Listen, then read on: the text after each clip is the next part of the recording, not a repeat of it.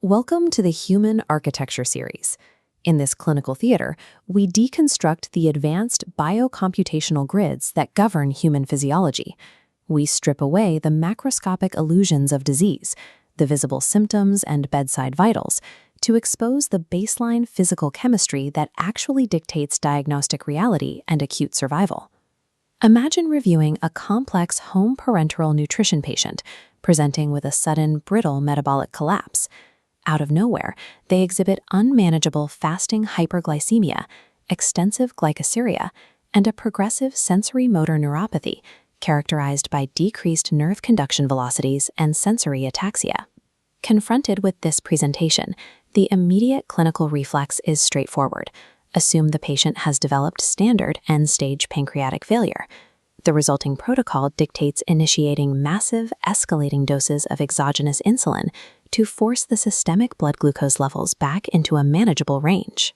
However, as an expert clinical pathologist, you must audit the underlying trace elemental architecture before deploying heavy endocrine artillery.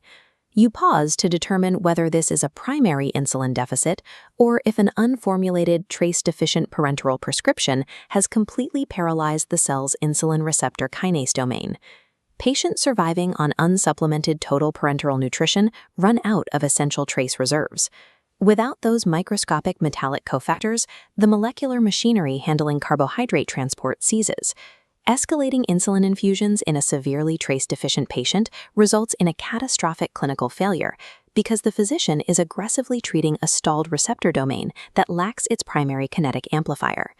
This diagram illustrates the primordial architecture of our target analyte. Chromium exists in multiple oxidation states, ranging from -2 to +6. In human biology, the trivalent state, Cr3+, is the only stable, non-toxic, and biologically active form.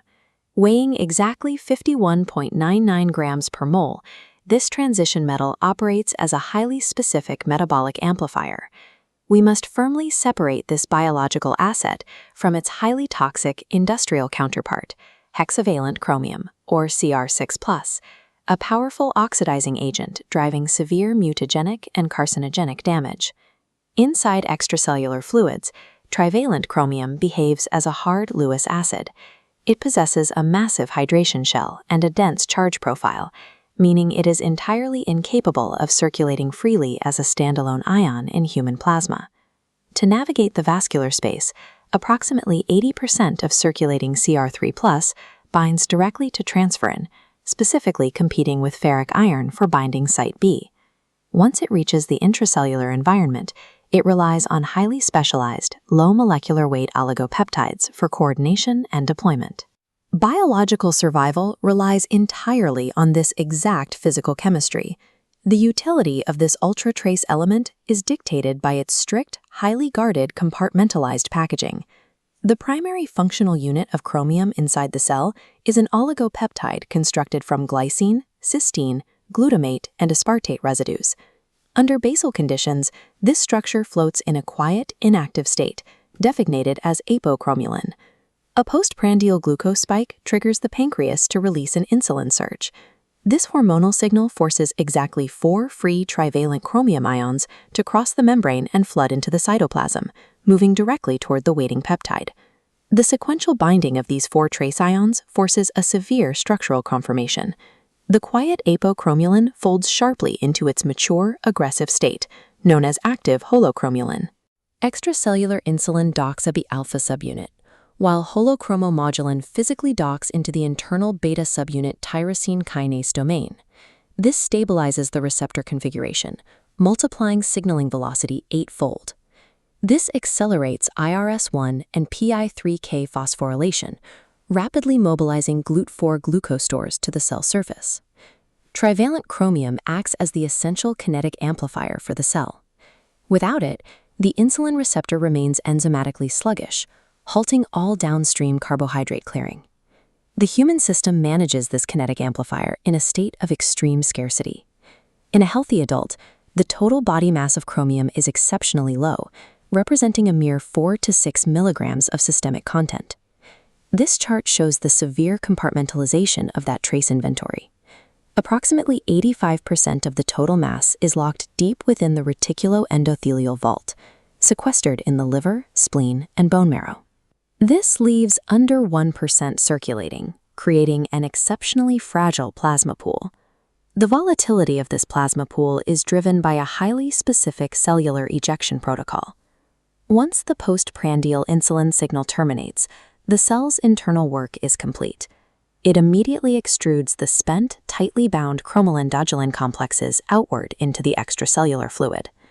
Because the chromium is now heavily guarded inside the peptide framework, it cannot easily rebind to vascular transferrin proteins.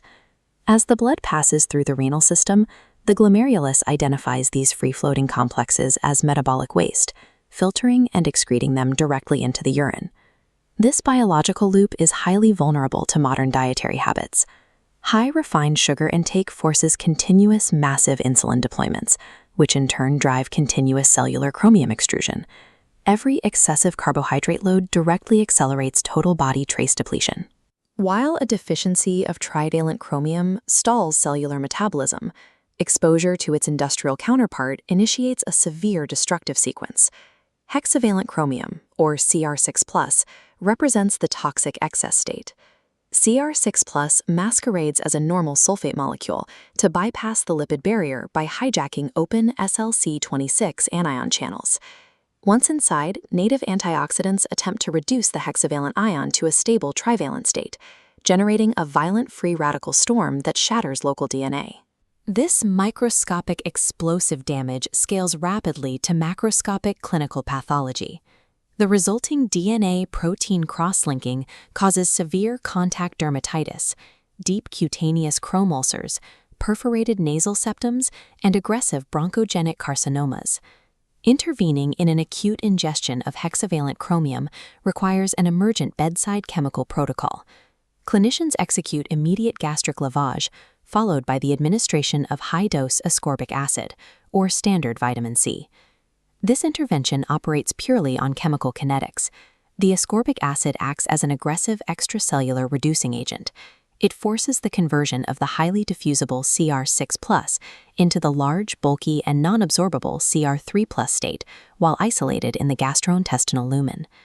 Surviving hexavalent toxicity depends entirely on disarming the Trojan horse in the extracellular fluid, rendering it too bulky to utilize sulfate channels and locking it safely outside the human cellular architecture. Navigating from the bedside to the laboratory fortress, verifying true chromium levels requires extreme technical isolation. We are measuring parts per billion concentrations in human plasma, making the assay highly susceptible to external disruption. Standard clinical phlebotomy equipment presents a massive contamination minefield. Everyday medical supplies, specifically stainless steel collection needles and standard dark rubber tube stoppers, are heavily loaded with industrial trace chromium residues. Drawing a trace element panel with this standard gear causes immediate ex vivo leaching. Microscopic metallic dust separates from the needle and stopper, contaminating the plasma and creating an instantaneous false spike in the measured patient value. To resolve this, laboratory protocols enforce a strict collection mandate. Phlebotomists must exclusively utilize lot-certified, acid-washed, trace element-free royal blue top collection tubes containing sodium heparin or K2-EDTA. Attempting to analyze an ultra-trace element from standard clinical gear is a fatal diagnostic error. Without proper isolation, the mass spectrometer simply measures the metallic content of the collection equipment, abandoning the patient's true biological baseline. To achieve absolute quantification at parts per billion thresholds, standard automated chemistry platforms are insufficient. The laboratory must deploy the ultimate analytical engine, inductively coupled plasma mass spectrometry, or ICP-MS. This platform utilizes a brutal thermal dissociation process. The liquid sample is nebulized into an aerosol. Injected into a 10,000 Kelvin argon plasma torch, this extreme thermal energy violently rips every molecule apart into individual single-charged positive ions. These ions are siphoned across a vacuum chamber into a high-speed quadrupole mass filter. The instrument isolates and counts elements based on specific atomic mass. For chromium, the precise analytical vulnerability exists at the exact mass-to-charge ratio of 52. Inside the torch, argon gas fuses with matrix carbon, creating a fake polyatomic molecule weighing 52. mimicking native chromium. To resolve this, a dynamic reaction cell flooded with reactive ammonia gas selectively shatters the argon-carbon molecule, clearing the path for true chromium ions. Without precise atomic-level collision filtering, the instrument's own extreme thermal physics generates a critical false positive, completely misdirecting the diagnostic interpretation. Validating these mass spectrometry channels demands extreme statistical rigor. Assays are calibrated daily against certified primary reference standards traceable to the National Institute of Standards and Technology, ensuring absolute international alignment.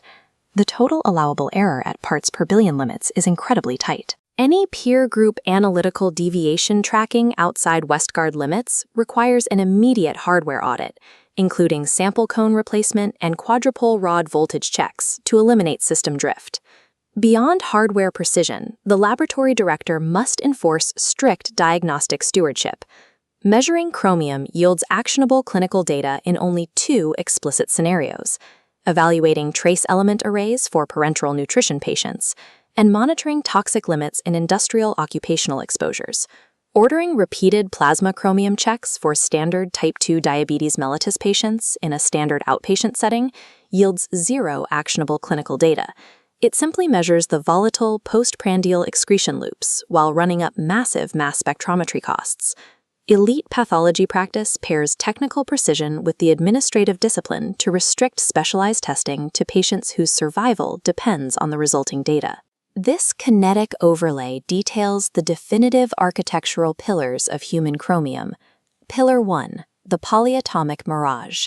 Argon and carbon gases fuse in the plasma torch to fake a mass 52 signal, requiring a dynamic reaction cell. Pillar 2, the TPN neuropathy trap. Parenteral patients missing trace supplements develop refractory hyperglycemia that resolves only with direct trace infusion. Pillar 3 establishes the Royal Blue Mandate. Standard phlebotomy equipment leaches massive heavy metal interference. Lot-certified, trace element-free collection tubes are mandatory to preserve sample integrity. Pillar 4 outlines the Trojan anion channel, where hexavalent chromate mimics structural sulfate to hijack cell boundaries.